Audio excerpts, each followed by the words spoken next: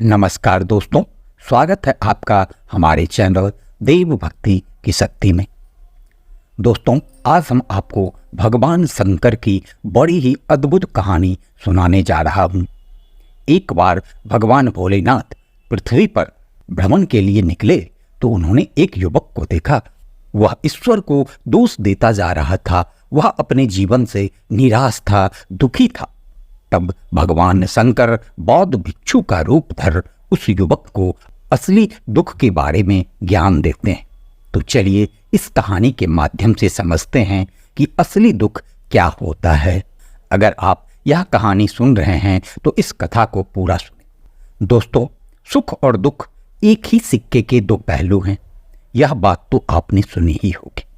सुख और दुख हमारे जीवन में लगातार आते ही रहते हैं और हमें लगता है कि हमारे जीवन में हजारों दुख हैं, हजारों समस्याएं हैं। लेकिन अगर आप वास्तविक तौर पर देखें, अगर आप इस बात को अच्छी तरह से समझें तो आप यह समझ पाएंगे कि हमारे जीवन में केवल एक ही दुख होता है।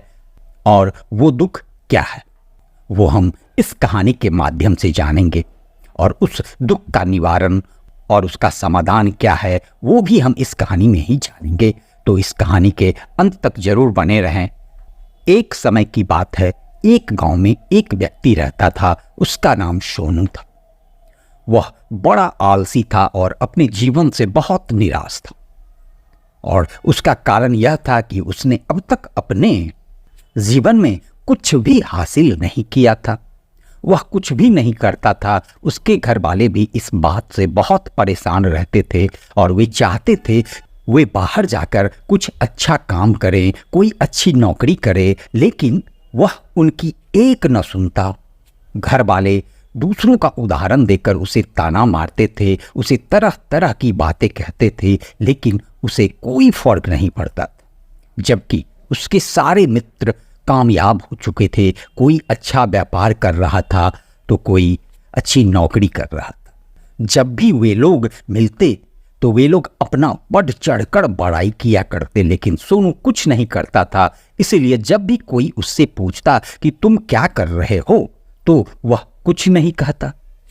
उसे यह कहने में बहुत शर्म महसूस होती थी कि वह कुछ नहीं करता।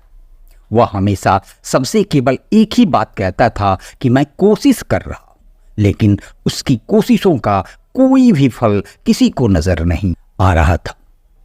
देखते ही देखते अब ऐसा समय आ चुका था कि सोनू सभी से मुंह छिपाता फिरता ताकि कोई उसे यह न पूछ ले कि तुम क्या करते हो।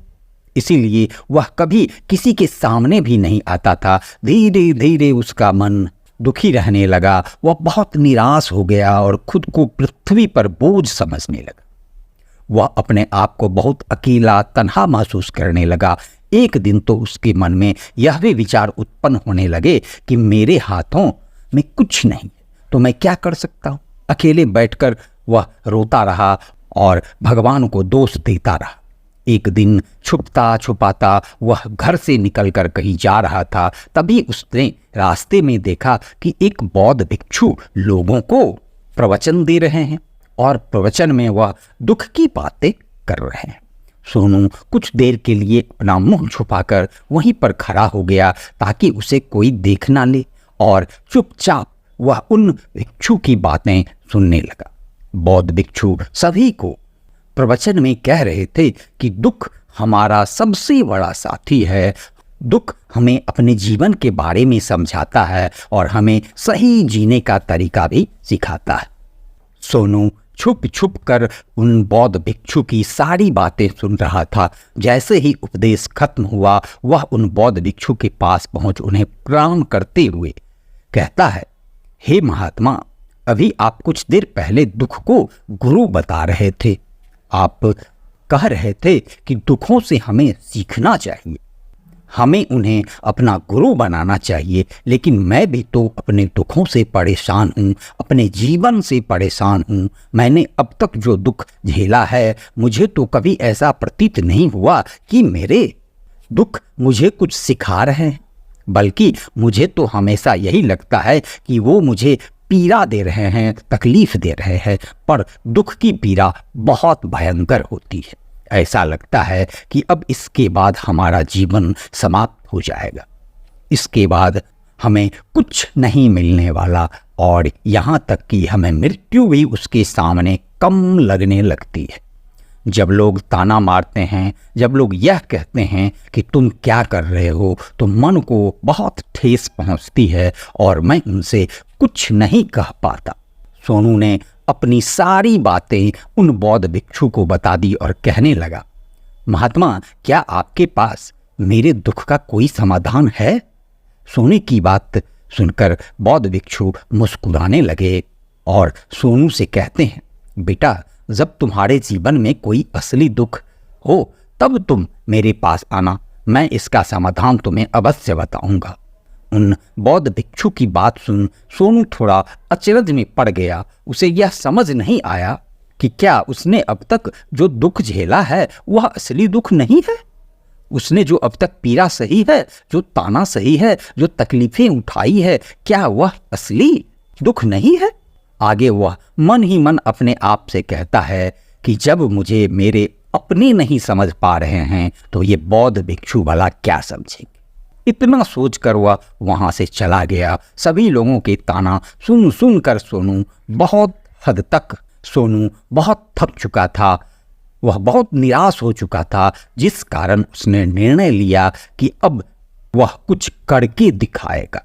उसने अपने पिता से थोड़ा सा रुपया लिया और उस रुपये से उसने एक व्यापार शुरू किया। उसके पिता बहुत खुश थे कि कम से कम मेरा बेटा कुछ करने का प्रयास तो कर रहा है, लेकिन उसे व्यापार में कोई सफलता नहीं मिल रही थी, जिस कारण वह बहुत हताश हो चुका था, बहुत निराश हो चुका था। उसे यह समझ नहीं आ रहा था कि वह क्या करे, किस तरह से अपने व्यापार को आगे बढ़ाए। तभी उसके पिता ने उससे कहा, बेटा, कोई बात नहीं, इसी तरह से प्रयास करते रहो, आज नहीं तो कल सफलता अवश्य मिलेगी। सोनू ने अपने पिता की बात मानी और अपने व्यापार में और जी तोड़ मेहनत करने लगा। धीरे धीरे उसे सफलता भी मिलने लगी और फिर उसने रफ्तार पकड़ ली। देखते ही देखते केवल 3 सालों के अंदर वह एक बहुत बड़ा व्यापारी बन गया। अब उसके पास धन दौलत की कोई कमी नहीं थी। लोग उसे जो पहले नापसंद किया करते थे अब उसे पसंद करने लगे, उसकी चिंता करने लगे, उसके कार्यों की सराहना करते थे। उसके माता पिता भी अपने बेटे से बहुत खुश थे और उसकी सफलता से वे अत्यंत प्रसन्न थे। धीरे धीरे सोनू के मित्रों की संख्या लगातार बढ़ती जा रही थी। सोनू के कुछ मित्रों ने उसे यह भी सलाह दी कि उसे अपना व्यापार और तेजी से बढ़ाना चाहिए, उसे और फैलाना चाहिए। आज जब तुम केवल इस नगर के सबसे बड़े व्यापारी हो तब तुम इतना खुश, तुम्हारे साथ ये सारे लोग हैं। वहीं पर तुम सोचो कि जब तुम इस राज्य के सबसे बड़े व्यापारी बन जाओगे तब तुम्हारे यहाँ पर लोगों की भीड़ लग जाएगी, लोग तुमसे मिलने के लिए समय निकालेंगे। यहाँ तक कि इस राज्य का राजा भी तुमसे मिलना चाहेगा, तुम्हारी तारीफ करेगा, और यदि कभी ऐसी जरूरत आन पड़ी तो वह तुमसे धन भी उधार लेने के लिए अवश्य आएगा। सोनू को अपने दोस्त की यह बात बहुत पसंद आई। सोनू ने सोचा कि मेरे मित्र सही कह रहे हैं, मुझे अपने व्यापार को और बड़ा करना चाहिए और इसे आगे फैलाना चाहिए, तभी तो हर कोई मेरे बारे में जान सकेगा, हर कोई मुझे पहचान सकेगा। इसीलिए उसने कुछ अनुचित कदम भी उठा लिया ताकि उसका व्यापार जल्दी से जल्दी और बड़ा हो जाए। उसने कई लोगों से अधिक मात्रा में धन उधार ले लिया, जिससे उसके ऊपर अब काफी कर्ज हो चुका था। और इतना ही नहीं, वो यही नहीं रुका, उसने अधिक से अधिक मुनाफा कमाने के चक्कर में अपने माल की गुणवत्ता को भी खराब कर दी, जिससे अब उसके माल में वह बात नहीं रह गई थी जो पहले हुआ करती थी। लेकिन वह अपने मित्रों की बात सुनता रहा, जैसा जैसा उसके मित्र कहते थे वो ऐसा ही करता चला जा रहा था। यहाँ तक कि उसने अपने व्यापार को और भी तीव्रता से बढ़ाने के लिए अपने दूसरे छोटे व्यापारियों के खिलाफ षड्यंत्र भी रचना शुरू कर दिया, जिस कारण उसके मन में अब पहले जैसा सुकून नहीं था। उसे अब रातों को नींद नहीं आती थी। वह केवल एक ही विचार में लगा रहता कि किस तरह से उसका व्यापार पूरे राज्य में फैल जाए और वह इस राज्य का सबसे बड़ा व्यापारी बन जाए, जिस कारण वह दिन रात केवल इसी मेहनत में लगा रहता कि उसका व्यापार जल्दी से जल्दी बड़ा हो जाए। हालांकि उसके पास अब सब कुछ था, धन दौलत, घर गाड़ी, नौकर चाकर, सभी सुख सुविधा, लेकिन इसके बावजूद भी वह उन चीज़ों का लाभ नहीं उठा रहा था, क्योंकि उसका पूरा ध्यान केवल अपने व्यापार को और उन्नति पर ले जाना था। एक दिन सोनू अपने रथ पर बैठकर एक मार्ग से होकर गुजर रहा था। तभी रास्ते में उसे बौद्ध आश्रम दिख गया। यह देखकर वह उन बौद्ध भिक्षु के पास गया और बौद्ध भिक्षु से कहने लगा, हे महात्मा, आपने कहा था कि जब मेरे जीवन में कोई असली दुख आए तब मैं आपके पास आऊं। इस कारण मैं यहाँ पर आया हूँ। आज मैं बहुत दुखी हूँ। मैं रातों को सो नहीं पाता। मेरे पास सब कुछ होते हुए भी मैं उसका सुख नहीं उठा पाता। उसने अपनी सारी बातें एक एक करके बतलाई। तब बौद्ध भिक्षु कहते हैं, जब तुम पहली बार आए थे तब भी तुम दुखी थे, लेकिन तब तुमने अपने दुख से क्या सीखा था?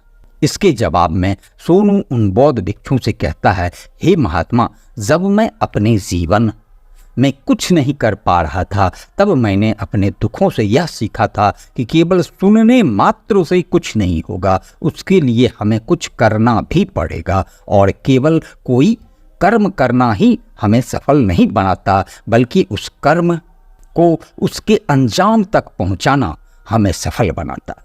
फिर चाहे रास्ता कैसा भी हो, फिर चाहे परिस्थितियां कैसी भी क्यों ना हो, फिर चाहे कितनी भी बाधाएं आपके रास्ते में क्यों ना आ जाए, चाहे ऐसा क्यों न लगने लगे कि अब आपके जीवन में कुछ नहीं बचा और आप कुछ नहीं कर सकते, तब भी हौसला बनाए रखो, उम्मीद न छोड़ो और अपने कार्य पर डटे रहो, यह सोचकर कि जब तक मैं अपने कार्य को सफल नहीं कर लेता, जब तक मैं अपने लक्ष्य तक पहुंच नहीं जाता, तब तक मैं इस कार्य को करता रहूंगा, मैं इस कार्य में अवश्य सफल होकर ही रहूंगा। जबकि बाकी लोग केवल सफल लोगों को महत्व देते हैं, उनके कर्मों को नहीं। सोनू की यह सारी बातें सुनकर वह बौद्ध भिक्षु मुस्कुराने लगे और सोनू से कहते हैं, बेटा, जब तुम्हारे जीवन में असली दुख आए तब तुम मेरे पास आना, मैं तुम्हारी समस्या का समाधान अवश्य करूंगा। इतना कहकर वह बौद्ध भिक्षु वहां से उठकर चले गए। सोनू एक बार फिर से उनकी यह बातें सुनकर आश्चर्यचकित रह गया। उसे अब यह समझ नहीं आ रहा था कि क्या उसने जो दुख देखा है, उसने जो तकलीफ अब तक सही है, क्या वह असली दुख नहीं है? उसके मन में अब एक सवाल उत्पन्न होने लगा कि असली दुख क्या है और इसकी पहचान क्या है, और मुझे कैसे पता चलेगा कि इस समय मैं असली दुख में हूं। लेकिन उसने कुछ नहीं कहा।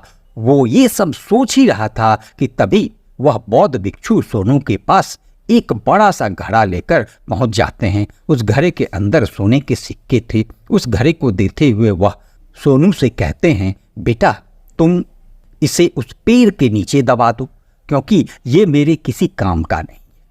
जब मुझे इसकी जरूरत पड़ेगी तब मैं वहां से खोदकर इसे निकाल लूंगा, लेकिन अभी के लिए इसे वहां पर मिट्टी के नीचे दबा दो।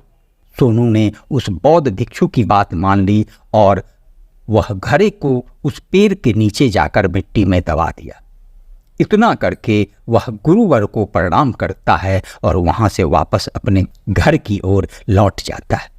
धीरे धीरे समय बीतता गया। समय के साथ साथ सोनू व्यापार में और भी ज़्यादा उन्नति कर चुका था, लेकिन माल की गुणवत्ता अच्छी न होने के कारण अब उसके व्यापार में घाटा होने लगा और धीरे धीरे ऐसा समय आया कि उसका व्यापार पूरी तरह से चौपट हो गया।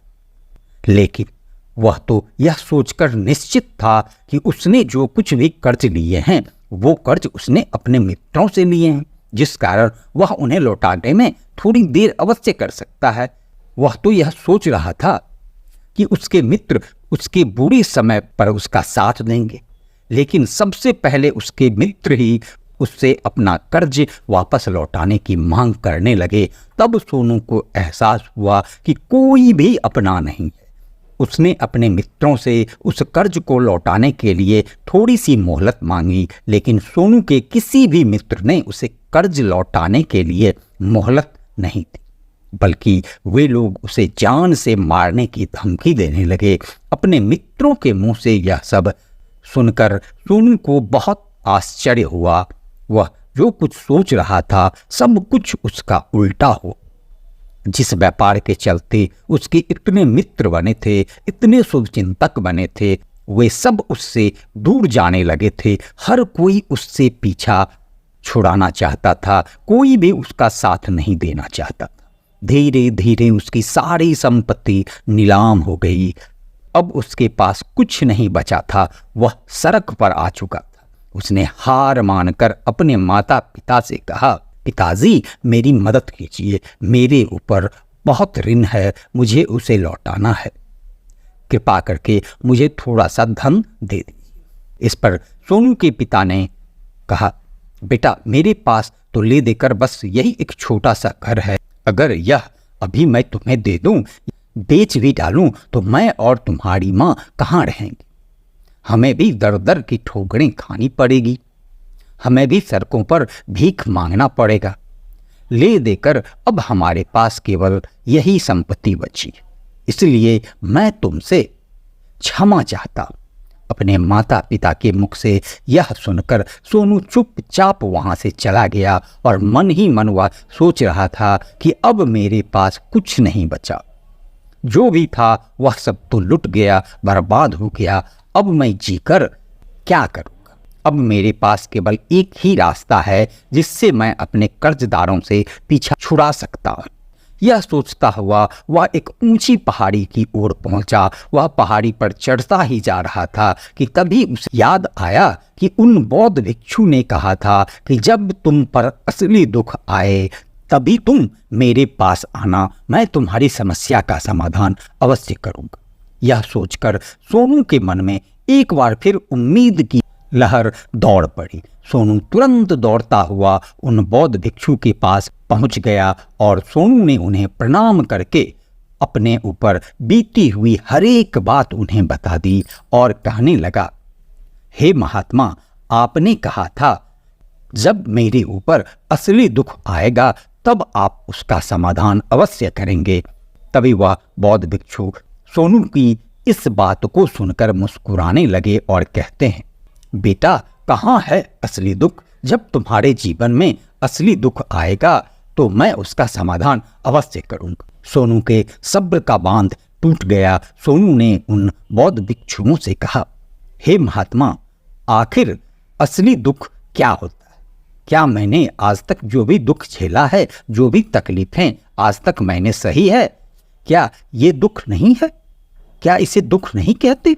तभी वो बौद्ध भिक्षु सोनू से कहते हैं, बेटा पहले तो मुझे ये बताओ कि तुमने अपने दुखों से क्या क्या सीखा। इसका जवाब देते हुए सोनू उस बौद्ध भिक्षु से कहता है कि हे महात्मा, मैंने तो यही देखा है कि जो लोग तुम्हारी तरक्की में तुम्हारा पीछा करते हैं, तुम्हारे साथ जुड़ते हैं, वो लोग तुम्हें अवश्य धोखा देंगे, क्योंकि ऐसे लोग बुरे समय पर तुम्हारा साथ नहीं देने वाले, बल्कि तुम्हारा फायदा उठाने का ही प्रयास करेंगे। इसलिए ऐसे लोगों पर भरोसा ना करें, बल्कि जो लोग तुम्हारी असफलता के समय पर, तुम्हारे बुरे समय पर तुम्हारे साथ खड़े हैं, वही तुम्हारे असली मित्र हैं और वही तुम्हारे साथ रहते हैं। और ऐसे लोग तुम्हें बहुत कम मिलते हैं, और जिन्हें ऐसे लोग मिलते हैं उन्हें हमेशा उनकी कद्र करनी चाहिए। आगे सोनू उस बौद्ध भिक्षु से कहता है कि जब तुम कोई कार्य कर रहे हो तो उसे पूरी ईमानदारी से करो, धैर्य रखो, लालच ना करो और अपने लक्ष्य तक पहुंचने के लिए कोई भी षड्यंत्र ना करो, क्योंकि ऐसा करने से तुम्हारे साथ बुरा ही होगा और तुम हमेशा नुकसान में रहोगे। सोनू की यह सारी बात सुन बौद्ध भिक्षु उस पेड़ के पास पहुंचे। उन्होंने गड्ढा खुदवाया और वह घड़ा निकालकर उसे सोनू के हाथ में थमा दिया, जिसमें सोने के सिक्के भरे हुए थे। वह घड़ा सोनू के हाथ में थमाते हुए उस बौद्ध भिक्षुओं ने कहा, लो इसे पकड़ो, और जब तुम्हारे जीवन में असली दुख आए तब तुम मेरे पास आना, मैं इसका समाधान अवश्य करूंगा। लेकिन उसने अपने हाथों में रखे हुए उस घड़े को देखा जिसके अंदर सोने के सिक्के थे। यह देखकर उसे मन ही मन यह लगा कि चलो अब तो थोड़ी सी राहत अवश्य हो जाएगी, मैं अपने मित्र का कर्ज लौटा सकूंगा और एक नया व्यापार भी फिर से आरंभ कर सकूंगा। उसने उन बौद्ध भिक्षुओं को प्रणाम किया और उनका धन्यवाद किया और वहां से चल पड़ा।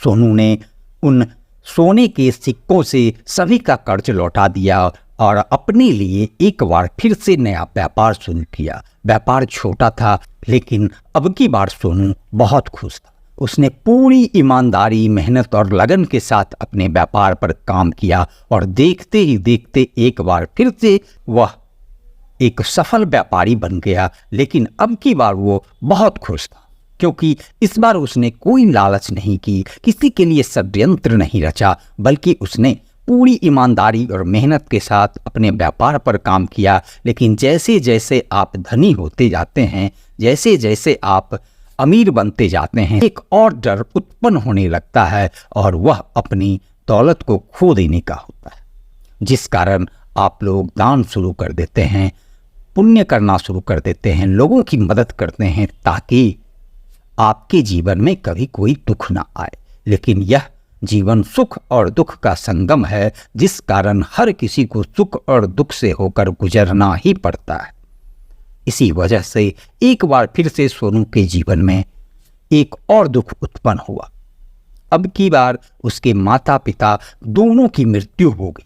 सोनू अपने माता पिता से बहुत प्रेम करता था, जिस कारण उसके मन को बहुत गहरा आघात पहुंचा। जब आखिरी बार वह उन्हें देख रहा था तो उसके मन में हजारों सवाल उत्पन्न होने लगे। वह अपने घर लौटा। घर लौटकर उसने देखा कि जिस संपत्ति के लिए वह हमेशा लड़ते झगड़ते रहते थे, आज उसकी देखभाल के लिए कोई नहीं था।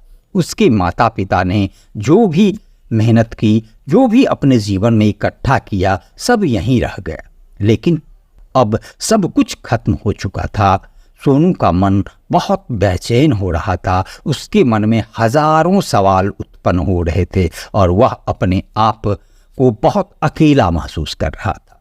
उसे बहुत खाली खाली सा महसूस हो रहा था। उसने इधर उधर देखा, लेकिन उसे कुछ समझ नहीं आया। तभी उसे उस बौद्ध भिक्षु की याद आई। वे तुरंत ही भागकर उन बौद्ध भिक्षु के पास पहुंचा और उसे देखते ही उन बौद्ध भिक्षु ने सोनू से सवाल किया और कहा, क्या बात है बेटा, क्या कोई फिर से दुख आन पड़ी है? तभी सोनू ने कहा, नहीं गुरुदेव, अब तो सब ठीक है, लेकिन आज मेरे माता पिता की मृत्यु हो गई और मैं बहुत अकेला महसूस कर रहा हूँ। मैं बहुत दुखी महसूस कर रहा हूँ, जैसे कुछ खाली खाली सा है, जैसे कुछ अकेलापन सा। तभी वह बौद्ध भिक्षु सोनू से कहते हैं, बेटा, इसमें दुखी होने वाली बात क्या है? यह तो जीवन है, एक दिन तो सभी को जाना है। यहाँ पर कोई रहने नहीं आया है और ना ही कोई रहेगा। हम सब एक ना एक दिन मृत्यु को अवश्य प्राप्त हो जाएंगे और मृत्यु कब आएगी यह किसी को पता नहीं हो सकता है कि तुम्हारी मृत्यु कल ही हो जाएगी या फिर आज और अभी। यह सुनकर सोनू आश्चर्यचकित रह गया। उसने उन बौद्ध भिक्षु से कहा, हे महाराज, आप यह क्या कह रहे हैं? मैं तो अभी जवान हूँ, मुझे तो अभी अपनी पूरी उम्र जीनी है। मैं तो जीना चाहता, कुछ करना चाहता हूँ, और आप कह रहे हैं कि मैं कभी भी मृत्यु को प्राप्त हो सकता। इस पर वो बौद्ध भिक्षु सोनू से कहते हैं, बच्चे, इस भ्रम में मत रहना कि मृत्यु केवल बूढ़ों को आती है। बूढ़ों के सामने तो उनके जवान बच्चे तक मर जाते हैं। मृत्यु कभी किसी की उम्र देखकर नहीं आई है और ना ही किसी को बताकर आई है। उन बौद्ध भिक्षु के मुंह से यह सारी बातें सुनकर सोनू और भी ज़्यादा बेचैन हो गया और वह चुपचाप वहाँ से चला गया। उसके मन का वह खालीपन अब भी वैसे ही था। वह अब भी अपने आप को बहुत अकेला महसूस कर रहा था। उसके बाद से उसका मन अपने व्यापार में भी नहीं लगता। जब भी वह कोई कार्य करता तो उसके मन में ढेर सारे प्रश्न उठने लगते। वो क्या कर रहा है, क्यों कर रहा है और उसने इस कार्य को क्यों किया। उसके मन में अब एक और प्रश्न उत्पन्न होने लगा था कि क्या हम यहाँ पर केवल इसलिए आते हैं कि इस जीवन को भोगे और एक दिन मृत्यु को प्राप्त हो जाए। वह यह नहीं समझ रहा था कि जीवन का असली मतलब क्या है। उसने कई विद्वानों से पूछा, अपनी तरफ से जो मुमकिन हो सकता था खोजबीन की, लेकिन उसे कोई भी जवाब नहीं मिल रहा था।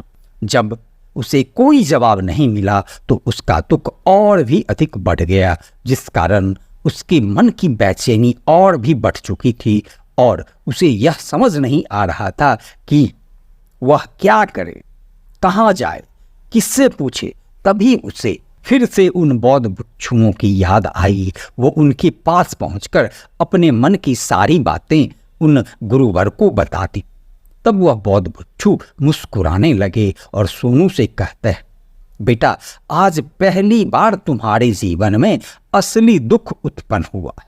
वास्तव में तो यही है जिसे हम दुख कह सकते हैं, जो दुख कहलाने लायक कि हमें पता ही नहीं कि हम क्या कर रहे हैं, कहाँ जा रहे हैं, क्यों जा रहे हैं, वो कौन है, क्या है, हम क्या करना चाहते हैं। तभी सोनू ने कहा, हे महात्मा, मेरे इस दुख का समाधान कीजिए, मुझे इस दुख का निवारण दीजिए।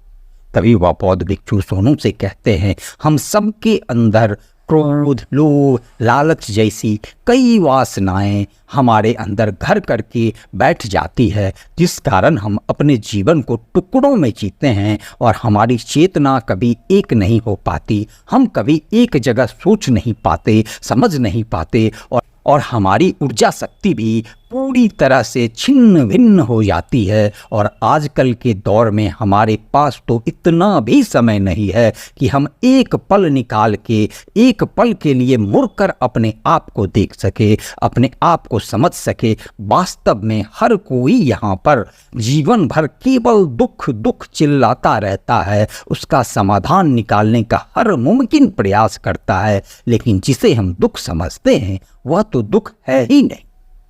तो इसका समाधान आपको कहाँ से मिले? यह तो परिस्थितियां हैं जिसके कारण हम अपने आप को दुखी समझते हैं, अपने आप को तकलीफ में पाते हैं। जैसे हम एक स्थिति से निकलते हैं, किसी दूसरी स्थिति में फंसकर रह जाते हैं, जिस कारण हम पहली समस्या का सामना करते हैं, उसी प्रकार हम दूसरी समस्या का भी सामना करते रह जाते हैं। और जब हम इन परिस्थितियों से हार मान लेते हैं, तब हमें लगता है कि अब कोई रास्ता नहीं बचा। तब हमारे सामने केवल एक ही रास्ता नजर आता है और वह है मृत्यु।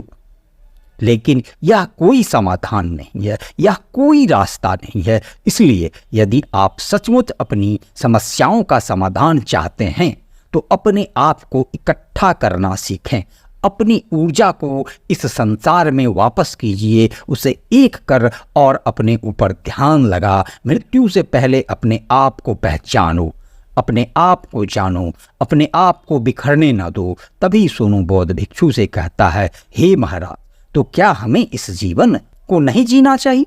क्या हमें अपनी इच्छाओं को नहीं पूरा करना चाहिए? तभी वह बौद्ध भिक्षु सोनू से इस सवाल का जवाब देते हुए कहते हैं कि हमें किसी से भी लगाव नहीं रखना चाहिए, हमें अपनी इच्छाओं को मार देना चाहिए, हमें संपत्ति इकट्ठा नहीं करनी चाहिए, क्योंकि हम मनुष्य की इच्छाएं, कामनाएं, वासनाएं ऐसी होती है जैसे मानो कि एक पर्वत से गिरता हुआ झरना, जिस पर किसी का नियंत्रण नहीं है सिवाय देखते रहने के और परेशान होने। लेकिन जब तुम अपने ऊपर ध्यान देने लगते हो तब इच्छाएं भी तुम्हारे बस में होती है और फिर तुम चाहो तो उन सब की पूर्ति भी अवश्य कर सकते हो। गुरुदेव की यह सारी बातें सुनकर सोनू ने गुरुदेव से कहा, महाराज, आपका बहुत बहुत धन्यवाद। आपने मेरी सबसे बड़ी समस्या का समाधान आज कर दिया। मैं आज से अपने आप को एकत्रित करूंगा। गुरुदेव, मानव शरीर में बहुत ऊर्जा है, बहुत शक्ति है, पर वह बेकार के कामों में लग जाती है, जिस कारण हमारा जीवन भी बेकार की चीज़ों में लगा रहता है। लेकिन हम कभी भी इस पर ध्यान नहीं देते हैं, हम कभी भी अपनी ऊर्जा को केंद्रित नहीं करते हैं, अपने ऊपर कभी ध्यान नहीं देते हैं। हमारा जीवन भी कुछ ऐसा ही है। हम अपने जीवन में हमेशा ही अपने ऊपर वालों से सवाल करते हैं कि हमारे जीवन में इतना दुख क्यों है। हम सभी के मन में यह सवाल तो अवश्य उठता है, और इसका जवाब यह है कि ईश्वर यह चाहता है कि हम अपने जीवन के अंतिम दुख तक पहुंच सके, उस गहराई तक पहुंच सके जहां पर हमें यह पता चल सके कि हमने अभी तक अपने आप को नहीं जाना, अपने आप को नहीं पहचाना। मानव शरीर के अंदर जो ऊर्जा है, शक्ति है, उसके बारे में हम अभी तक नहीं जानते हैं। हम अपने आप को चाहे तो इकट्ठा कर सकते हैं, एकत्रित कर सकते हैं, अपने आप पर नियंत्रण पा सकते हैं, लेकिन हम अपनी ऊर्जा को व्यर्थ की चीज़ों में लगा देते हैं। इस कारण हम अपने आप को कभी नहीं पहचान पाते और ना ही कभी अपने आप पर नियंत्रण पा सकते हैं। लेकिन यदि आप अपने आप को जानना चाहते हैं, अपने आप को पहचानना चाहते हैं, तो पहले अपने आप को खुद को एकत्रित करना होगा, अर्थात ध्यान लगाना होगा। ध्यान से ही आप उन दुखों की समस्याओं का समाधान निकाल सकते हैं, और तभी आप अपने आप को पहचान सकते हैं, जान सकते हैं, और अपने जीवन के सभी दुखों की समस्याओं का समाधान कर सकते हैं।